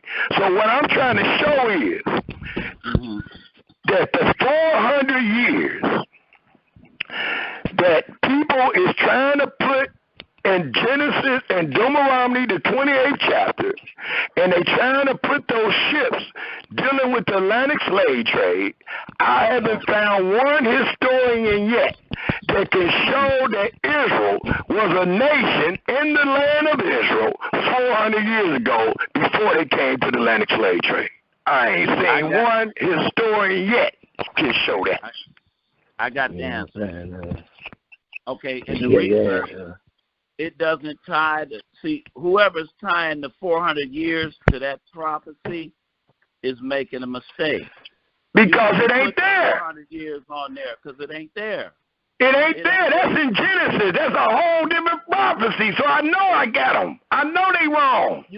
They wrong. And when I bring it up, that's all the research I done don't tie that to 400 years at all. Absolutely, my brother. It's been happening and can still happen. I don't know. We might get shipped out of here. You know what I'm saying? Or from wherever we at. It's Yahweh's word stands to a tested time. So now I didn't know that because I didn't come from the where you came from, where you've been hearing that. I never even, when I was doing the research, 400 years never came up. And it shouldn't, but so many people with lack of understanding is tying Genesis 15 with Deuteronomy 30. Those are two different examples, two different times. And the Almighty told Israel about the Deuteronomy 28 once they were free from that which is written in Genesis 15. So it don't have nothing to do with it. Nothing to do with it whatsoever. And that is my understanding, that had to have happened prior to Deuteronomy 28 happened. And now, am I right about that? Right. I mean, it seems like Deuteronomy 28 would happen after Genesis. Absolutely. Deuteronomy was told again in the 40th year of our wandering in the wilderness. And it was told to our fathers, if they did not fear Yahweh and do all that he said, then all these curses would befall them. Not just verse 68, but the 15th verse all the way to the 68th verse would befall them. And the first 20 verses is dealing what will happen to them in their own land. And then it says, if you didn't hearken to that, then these things will further befall thee. Then it's talking about us being scattered out. Yep. And you know what I mean? So things that's not even included in the curses. He said even things that ain't even written in there. So you're right. I mean, so I advise that, brother. So thank you. I appreciate that because my eyes just been opened up to what you've been dealing with. And when I was never conceiving it that way at all, never understood it to be 400 years. Because when I got it years ago from a 90-year-old preaching man, when he first revealed it to me, he never mentioned 400 years. He only pointed out Deuteronomy 28, and then he took me to some other places, and never once did he take me to Genesis. Well, we got this social. I didn't hear you. Oh, no, go ahead. I was going to say that's the same understanding I've heard. I've never heard anyone put the two together on all the people in the camps and stuff. It was not put together with Genesis. It was simply, that we were brought to a slave ship on the part of the curses. There was two separate things. And they are two separate things. They are two separate events. But we have today's social media, and you can hear a lot of what, when I was early in the knowledge, we didn't have the social media like it is today, and we had to go by like the Jerusalem Chronicle papers and all that allowed us to know what all the other camps are dealing with. And you can find, especially among the Israelites, that they connect. They scramble together Genesis 15 and Deuteronomy, the 28th chapter, dealing with ships. And ships is not written in Genesis 15, nor is the 400 years written in Deuteronomy, the 28th chapter. So they have mixed that, and I can call out many camps and congregations, and I'm quite sure some people on this line know the same thing that I am saying, and they don't live in Cincinnati, but they have heard the same thing. Many camps, my brother Alicia was a great teacher, and many cities know that man, and he taught the same thing. They mixed it, the 400 with the ships. And they still teaching today. All you got to do is Google up some of these House of Israel and see what they teaching on the 400 years. And I guarantee you see ships. Well, that is an enlightenment to me. And the only one I couldn't understand when I used to, there's a guy his name is, I think it's something Dalton. Somebody sent me a video of his on Negroes and Hebrews or something like that. And he was talking about 400 years, and then some of the brothers, even I was invited down to a conference they had. They came to Detroit. They was going over there. They had everybody dressing in white. And when we got up there, man, me and I think the brother might even be on line tonight. We went down. My son went down. We went down and checked it out. We ran into a whole bunch of people that were from the Israelite camps. And I had just got started with it, and I'm telling you, I was so disgusted because it was just like going to church where I had just left. I didn't see no difference. And not putting anybody down, but that was what that was the whole thing was all about. They getting ready for the big boat ride and return to Israel and all of that kind of stuff. And I just felt, I was just amazed at looking at it. One guy was up in there, he was on the podium. He had about 3 or 4 wives with him, and people was walking around. I mean, it was just something new to me. But I will tell you, brother, I'm so glad that you had me do this little research. And tonight, making your comment even brought out something that I wasn't even really aware of about the 400 years like that. You know what I mean? Yeah. Hallelujah. It was.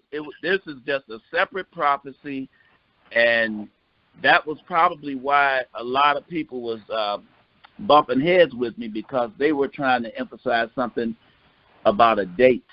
And it's also because of what's been taught to them. Like it says, when a ruler hearkened to a lie, all his servants are wicked.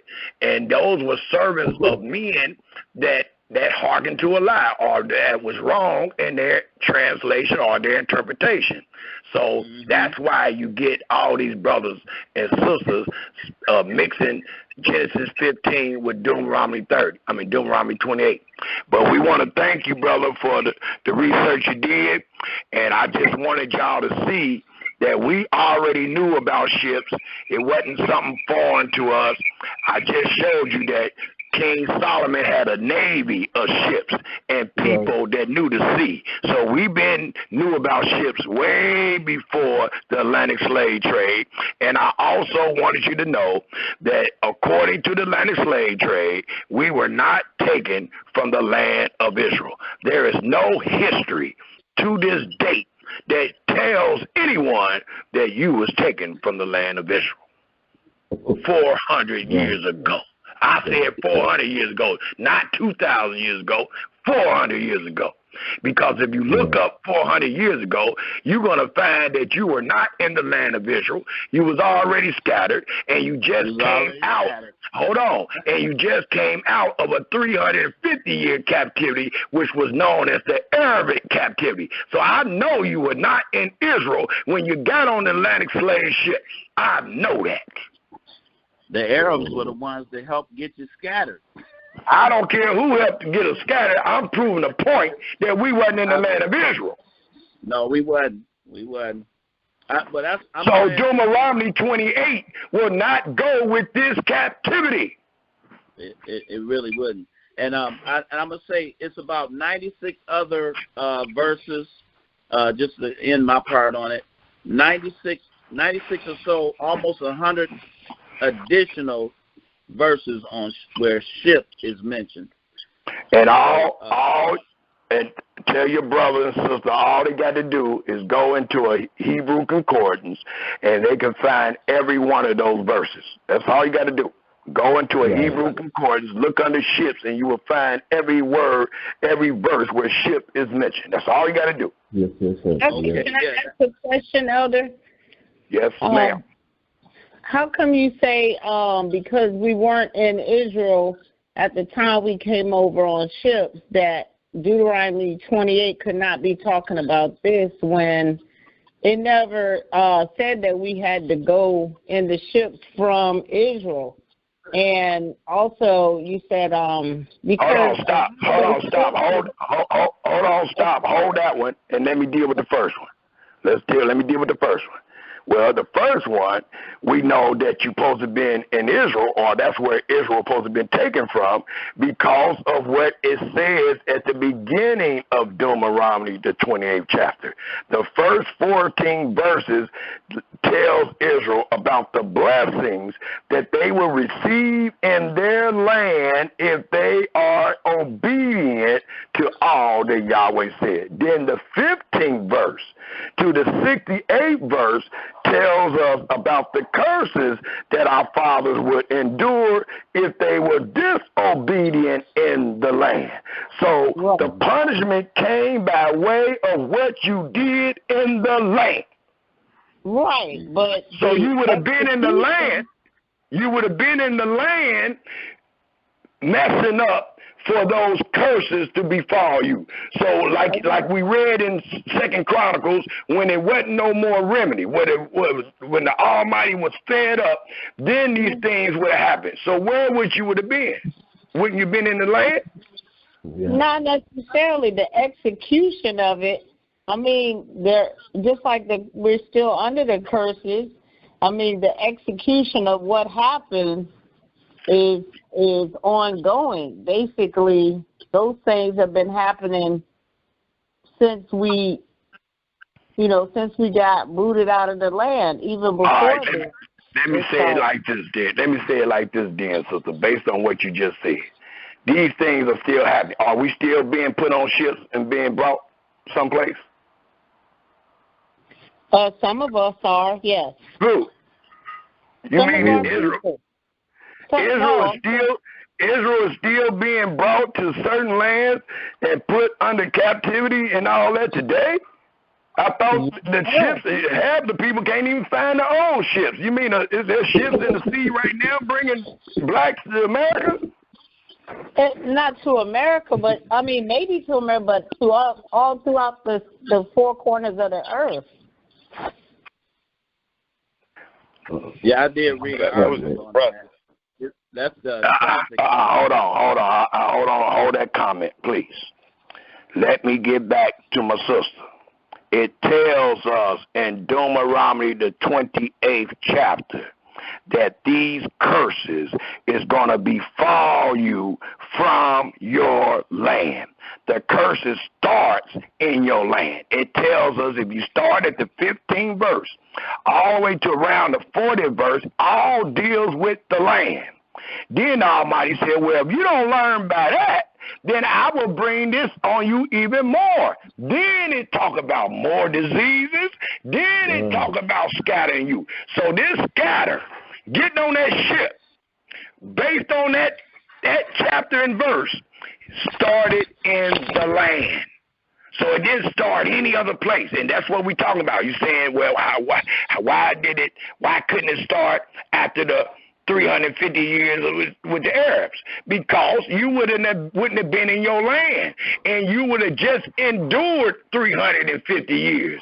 So when did you get back from that 350 years? You never made it back from the 350 years. That's why I'm saying when the Atlantic slave ships came, they didn't come to the land of Israel and take us out of Israel. That was already destroyed. There wasn't nobody there to take.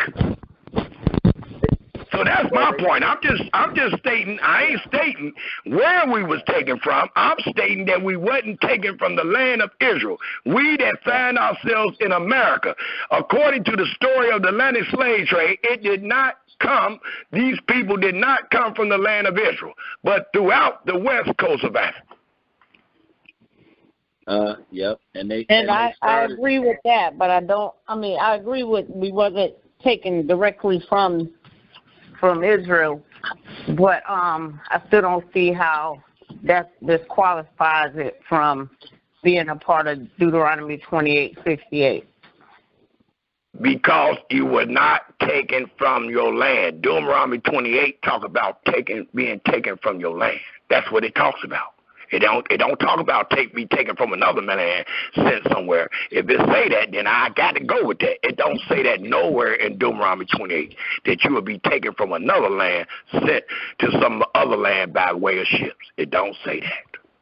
Well, it says that you're going to go after wood and stone, right? You're going to go after other deities, and that happened. Well, that happened before, and it's still happening now. It's been ongoing. So just like if we were taken out of our land to Babylon, we also was taken after that to the Americas. Either way, those places after Babylon, we wasn't taken to the Americas. Not after Babylon. I'm not saying after, but I'm saying, huh? You got a history of 350 years of the Arab slave trade. That's way before you ever thought about America. That's what I'm saying. Like, these things have been happening ongoing over and over again, not just the one time. It's like it wasn't just one deity that we was going after. It's been happening. These curses have been on us. I mean, and they have been happening over and over again. It's just like if you were to say, well, you know, you're not gonna, no one's gonna take your wife and lay with them because that curse was just for when they was in the land, but it's happening again here and other places as well. So the same way all these other curses are continuing to happen over there, over here, and over here, and over there, being, you know, brought on ships, and not being able to see your land again. That's happened many times too. Can I make a statement? I don't see where it says it can only happen that one time in the land. I don't see that. Well, that's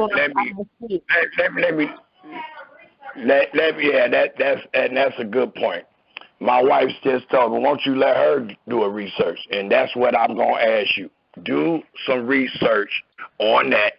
Take as long as you want and come back and allow us to know how many times do Deuteronomy is 68 echoes in the earth? And does it denote the Atlantic slave trade? See, the reason I'm asking that is because if you read Deuteronomy 28 diligently, if you read Deuteronomy the 28th chapter diligently, you will see that the Almighty is talking about what they do or don't do in the land. So you got a blessing coming for what you do in the land. And you got a curse coming for what you don't do in the land. So just like the blessing ain't going to come wherever you at, it's only going to come in the land. The curse didn't come wherever you was at. It only came in the land. So once it came in the land, of course, you're going to find yourself somewhere else because that's what the curse denotes, you being scattered out of the land. My point to my brother Gershon was, we were not taken out of the land of Israel, brought by way of the Atlantic slave trade to America and abroad. That's my point. That was my point. Nothing else. 400 years ago. And I think that is already proven that we were not in the land of Israel when the Atlantic slave trade started. And the reason why you can know that to be true, once you do your search dealing with the Arab slave trade, that the land of Israel was already desolate.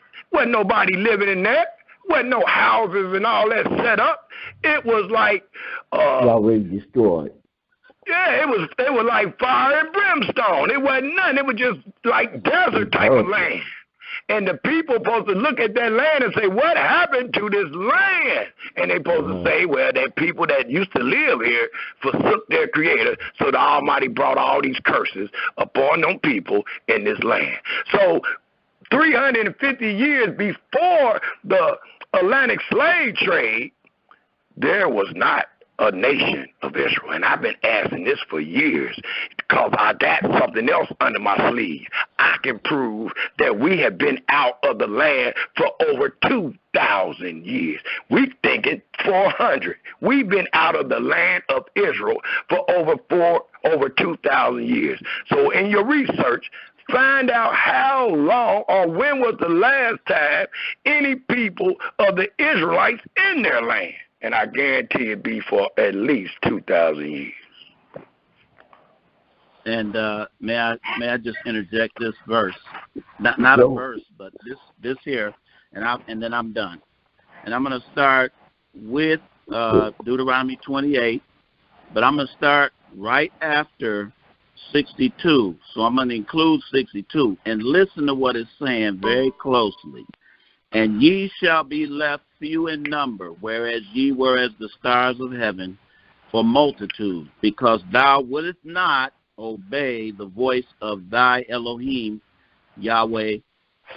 And it shall come to pass that as Yahweh rejoiced over you to do good and to multiply you, so Yahweh will rejoice over you to destroy you and to bring you to naught. And you shall be plucked off the land. This has got to do with what Brother Shemuel talking about, and I see it.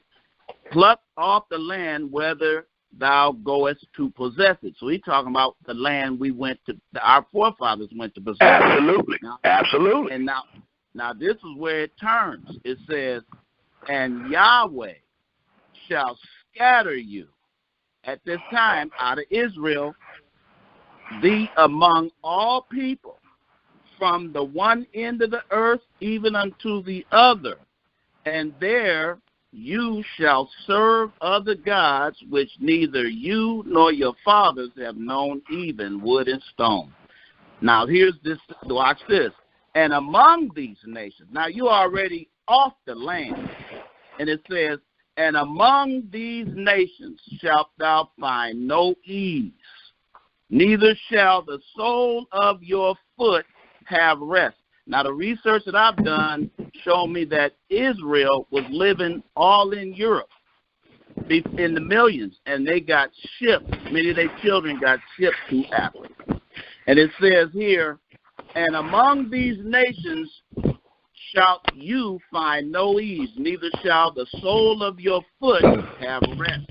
But Yahweh shall give you a trembling heart there, and failing of eyes and sorrow of mind, and your life shall hang in doubt before you, and you shall fear day and night, and shalt have none assurance of your life. And in the morning you shall say, and I used to say this as a little kid, boy, I wish it was daytime. I wish it was nighttime. And in the evening, I wish it was morning. And it says, would Yahweh it were morning, for the fear of your heart wherewith you shall fear, and for the sight of your eyes which you shall see. And Yahweh, this is already off the land, and Yahweh shall bring you into Egypt again with ships. Now, I took that as like into bondage. By the way whereof I spake unto thee, thou shalt see it no more. That's sort of like saying the way you went the last time, you ain't going to see it that way no more. I got a new thing for you. Thou shalt see it no more again, and there ye shall be sold unto your enemies for bondmen and bondwomen, and no man shall buy you. So it don't put no time date on it, and it's very clear here that you are already scattered. So while in Europe it's a known fact and documented that millions of children were shipped to Africa, to the western coast of Africa, and given to kings by the Portuguese when they were being persecuted up in Europe as black Israelites. That's a known fact. So that's a historical document that people might want to check out, and it'll help. I think it helps to clear up this whole thing that there is no 400 years that's got to be tied to this, but then at the same time, people can't say that them ships didn't have nothing to do with being a fulfillment of the word of Yahweh, because they already off the land and they amongst the nations already. And I think the people can, because you got to read that again, and when you read the 68th verse, it allows us to know how they were scattered. It don't allow it. See, you reading it in the order that is coming, but you're not understanding in the order that is coming. The last verse allows us to know how you were scattered. So you read up here. You read in the 28th chapter. Hold on, where it says you were scattered at. Right here. In the 64th verse, it says, so it's just allowing us to know what Yahweh, how the curses was going to befall us. And it said, Yahweh shall scatter thee among all people from one end of the earth even to the other. And there thou shalt serve of the gods which neither thy nor thy fathers have known, even wood and stone. So it's telling us what we will do, is not telling us how they were scattered. The 68th verse allows us to know how we are scattered. So you're not scattered before the 68th verse. The 68th verse lets us know how we were scattered. It's not saying that these things befell us and then we were scattered. No, you got to be there. It says that you will be scattered. It says that you will be scattered among all people, and you will serve wood and stone. Well, how was you scattered? Well, I tell you. Hold on. What I'm asking, at the 64th verse, don't read no other verse. How are you scattered? By walking, running, riding horses, getting on donkeys, however way you could. So we got a history. Hold on, Israel, hold on. So we got a history of being scattered on donkeys and all that. No. Yeah, we got a history of it over time, brother. It's not all in one day. Brother, hold on. Hear me out. We ain't gonna be doing all this back and forth. Listen to what I'm trying to say, brothers and sisters. According to the 64th verse, it told us how our fathers would be a recipient of a curse, and what will befall them, and that they will be scattered and serving wood and stone. My question, before you get to the 68th verse, how was Israel scattered? And remember, when you teach in truth, when you teach in truth, it's easy to teach. All you got to do is use the laws and the testimonies. So if you say donkeys, if you say we ran around or whatever, it's going to be a testimony proving it. Exactly. So where is your testimony to prove that we were scattered by way of donkeys and walking around? We ain't never been scattered like that. And that's what I wanted to say. It tells you in verse 65, the sole of thy foot have rest. So what is that? They marched Israel right out of Israel, right into Babylon. They had to walk. Oh, they didn't get on wagons. They didn't get on wagons. I thought they went by ship to Babylon. No. Right. Y'all have to show me that, because I didn't see it. That's what I heard. Again, Israel, hold on, Israel, hold on. Again, the question was asked, according to the curses that is written in Deuteronomy 28th chapter, I asked the listening audience, according to time and place, what would be the very next captivity? The very next captivity would have been, and you answered it. You said Assyria, and you said Babylon. So what we're doing is connecting the dots according to time and place. For these things we're reading the history of these things. We're not reading the present. We're reading the history. So the things that we are reading have already come to pass. So we got to figure this out based on what is written. If it already came to pass, the very next captivity would have been Assyria and Babylon. A lot of people teach today that the people that went to Assyria have never returned. And we have proven that over and over that that's wrong, because it allows us to know that some of the north came out of Assyria, and they came with the people in the south, and they went back to build the temple. When the Persia took over, can somebody tell me how many provinces that Persia had? How many provinces? Yeah, I ain't talking about. Hold on. I ain't talking about none of my students. Nobody that already been dealing with me. I'm talking to the listening audience that ain't really been dealing with me. Can somebody tell me how many provinces that Cyrus and them had, the Persians? And I'm asking that for a reason, because I'm about to show you something. Anybody know how many provinces they had? No. What about one of my students? How many provinces? Is y'all men on the line? There was a lot of them, but I can't give you 123 provinces. Right. That means, yes, sir.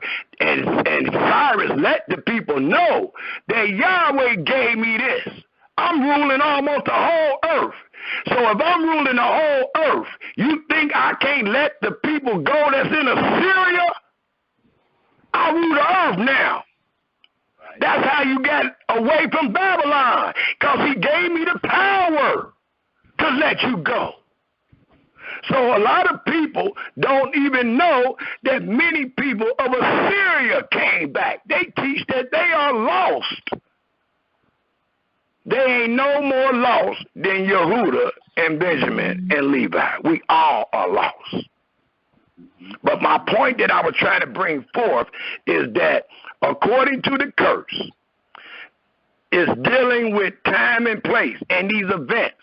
The very next event that will match the curses will be our fathers being in Assyria and Babylon. Not America. America would be like 2,000-3,000 years later. No, them curses came upon our fathers way before 2,000 or 3,000 years after they messed up. So that's how they got kicked out the land. Right. So have we returned? Have we returned? Yeah, like Ezekiel 47 says. We returned from Babylon? Absolutely. And hold on, that's a great question. What was, according to time and place, who was Ezekiel talking about? Was Ezekiel talking about us, or was he talking about the people that was in the land that messed up? That's a question for you, Gershon. Is Ezekiel talking about us, or is Ezekiel talking about our fathers, the same fathers that Jeremiah was talking to, the same fathers that Isaiah was talking to, or is it talking about us? I have to go there real quick. Hold on. I didn't hear you. I have to go there real quick. Hold on. Where are you going to? Ezekiel 47. Okay. Let's see. See, Ezekiel's having a vision, as far as I could tell. A lot of the prophets had visions.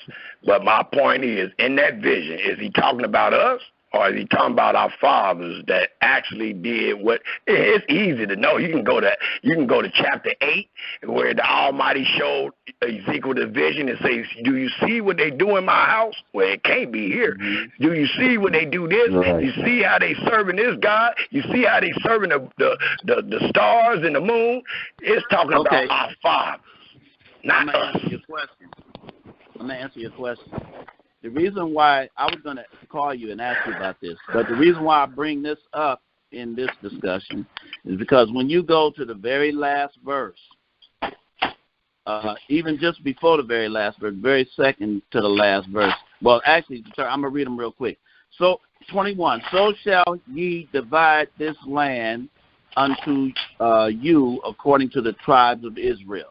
And it says, and it shall come to pass that you shall divide it by lot for an inheritance unto you, and to the strangers that sojourn among you, which shall beget children among you, and they shall be unto you as born in the country among the children of Israel. They shall have an inheritance with you among the tribes of Israel.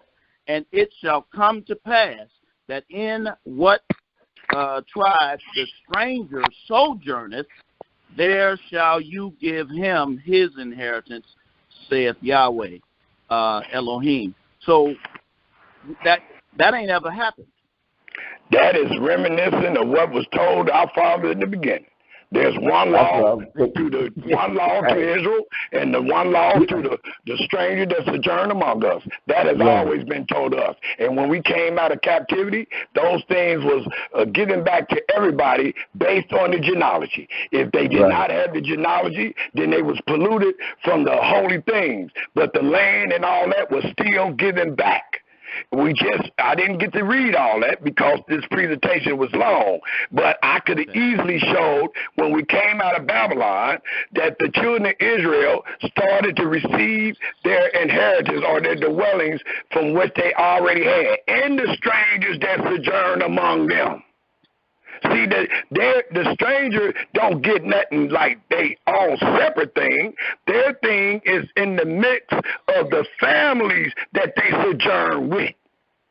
So it wasn't like it was just a whole city of strangers and they did their own thing and the Almighty gave them some inheritance. No, their inheritance consists of ours. They was ours.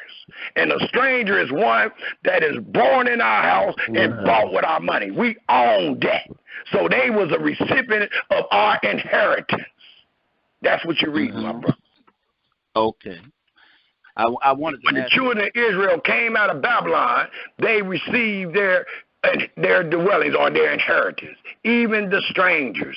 And we gotta remember also, the Bible don't give us step by step, day by day. You ain't got that. That ain't how we read this. We ain't reading it like that. So even though it tells us that, we might not have a testimony to show where the strangers received theirs, but we have a testimony to show where our fathers did. And you can find that in the book of Nehemiah, in the book of Ezra, according to the genealogy that was read. They got the genealogy.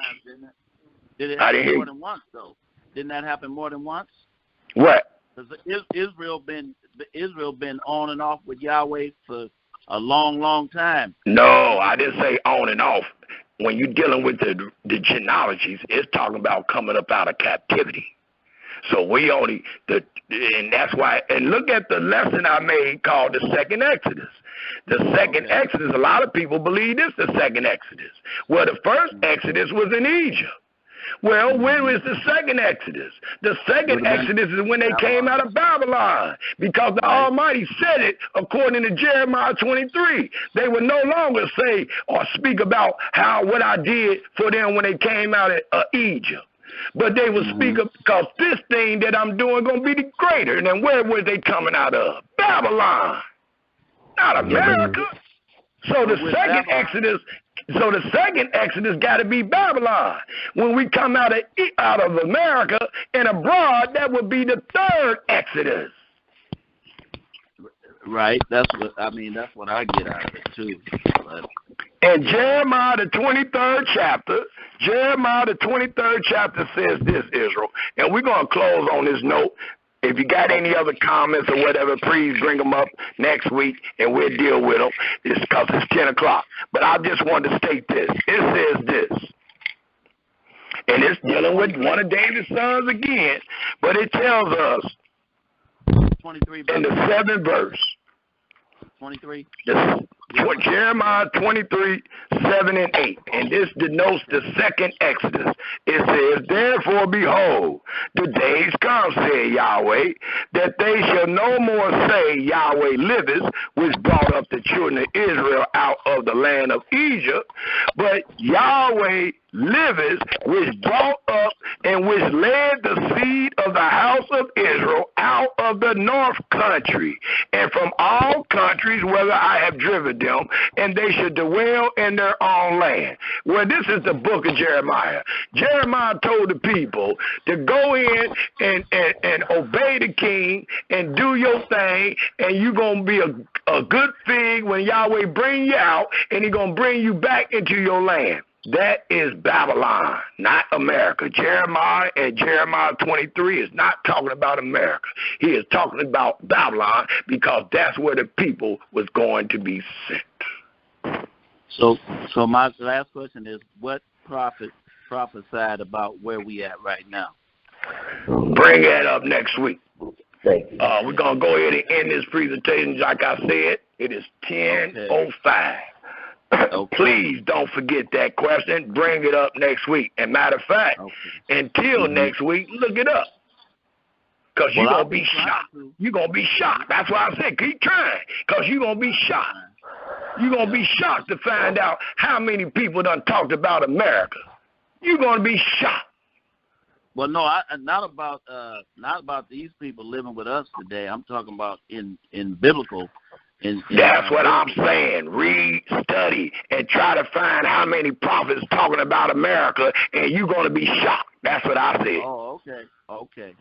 Zero. I'm on the same. And I think somebody just gave you the answer, but go ahead and do your study. I think somebody gave you the answer. They said zero.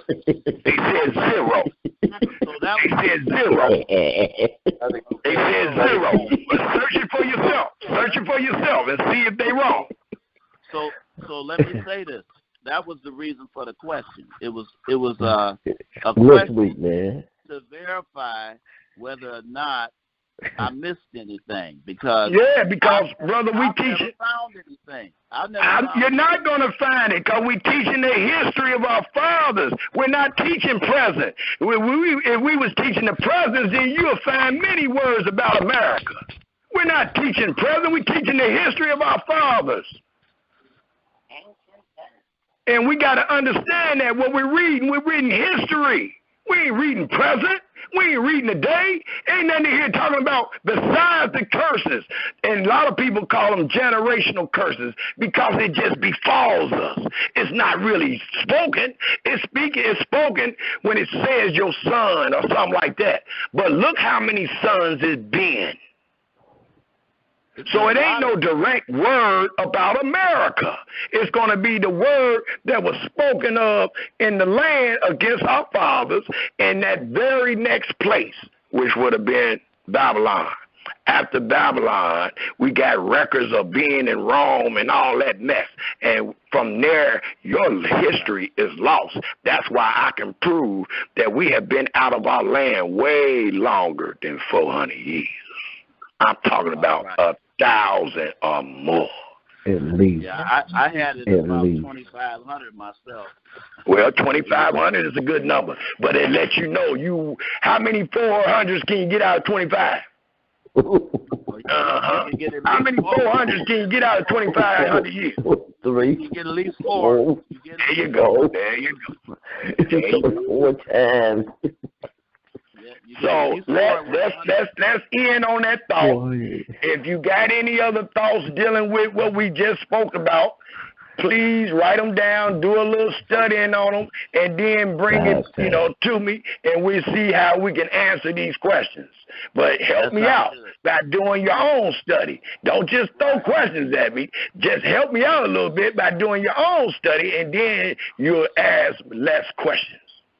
Fair enough. Thank you, brother. Y'all more than welcome.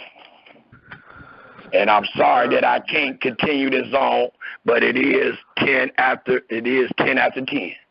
We appreciate we appreciate I appreciate y'all for lending the ear that you may hear and fear Yahweh and depart from evil. We're going to go ahead and end this presentation, which was called the Davidic Covenant Part 2. And again, as we go to the Psalm, I just want to tell y'all, your brother don't know everything. I just witness what I know and what is written. Your brothers do not know everything. Please don't think I do. Let us turn our scriptures to, let's read today, Psalms would be Psalms 57. Psalms 57 in closing. Psalm 57. And it tells us in Psalms 57, be merciful unto us, Elohim. Be merciful unto us, for our souls trust in thee. Yea, in the shadow of thy wings will we make our refuge until these calamities be overpassed. We will cry unto Elohim Most High, and to Elohim that perform all things for us. He shall send from heaven and save us from the reproach of him that will swallow us up. Selah. Elohim shall send forth his mercy into his truth, in his truth. Our soul is among lions, and we lie even among them that are set on fire, even the sons of men, whose teeth are spears and arrows, and their tongue a sharp sword. Be thou exalted, O Elohim, above the heavens. Let thy glory be above all the earth. They have prepared a net for our steps. Our soul is bowed down. They have digged a pit before us, into the midst whereof they are fallen themselves. Selah. Our heart is fixed, Yahweh. Our heart is fixed. We will sing and give praise. Awake up, our glory.